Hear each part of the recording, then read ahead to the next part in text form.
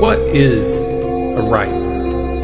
You know you're dealing with a fundamental concept when it's difficult to define a word without using one of its synonyms. The strange thing about rights is that though we usually think of them in a positive sense, in reality, rights are comprised of boundaries. Freedom of speech, for example, cannot exist unless boundaries are established which prevent those in power from murdering or imprisoning those who speak out against them. But who is ultimately responsible for upholding those boundaries?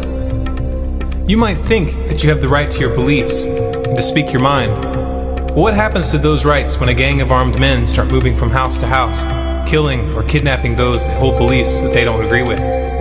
This is a scenario that's unfolded over and over again throughout history. It keeps repeating, not because history has been forgotten, but rather because it hasn't been properly understood. That which we most need to understand often hides behind questions that we don't want to answer. Do those who are being attacked have the right to defend themselves? Do they have the right to the means to defend themselves? Or should they just put their faith in the government?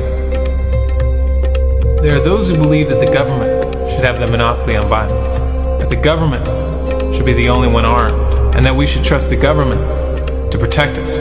There's just one little tiny problem with that position.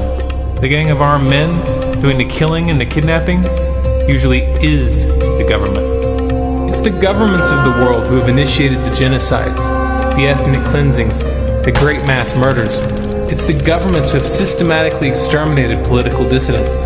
It's the governments who have built the concentration camps and the secret prisons. It's the governments who have always been behind the worst crimes committed against humanity. Human governments have repeatedly demonstrated themselves to be the most bloodthirsty, ruthless, and corrupt organizations on this planet. Even the sickest serial killers have nothing on the state. And yet some would entrust them with the absolute power of life and death over you and your family. That's what's at stake when you give the government the monopoly on violence. Because when the people have no means of defense, the government has no boundaries. Some would sidestep this issue by asserting that what we need is a stronger United Nations, a global government that's capable of keeping the rest of the world in line. But this just underscores a deep misconception. Government attracts tyrants, petty dictators, bullies, and psychopaths like manure draws flies. It always has, and it always will. And the more power associated with the position, the greater the attraction. Government attracts these types of individuals because it gives them an opportunity to exert power over other people. And for icing on the cake, they get a paycheck. What more could a psychopath ask for? Global government is the ultimate power, the power to run the world. So you can rest assured that the crazies will find their way in. And sooner or later, they'll be running it. Then who will protect you?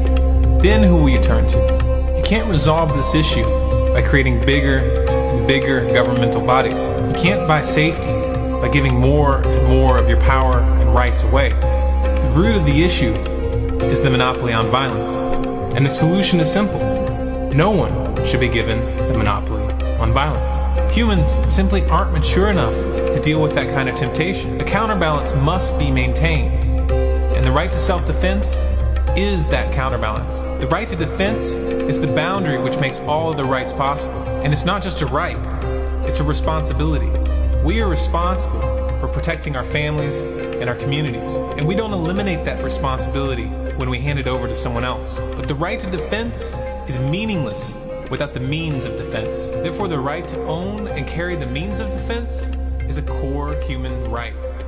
As bitter of a pill as that might be for some people, what you need to realize is that if you allow that right to be taken from you when you don't need it, it won't be there when you do.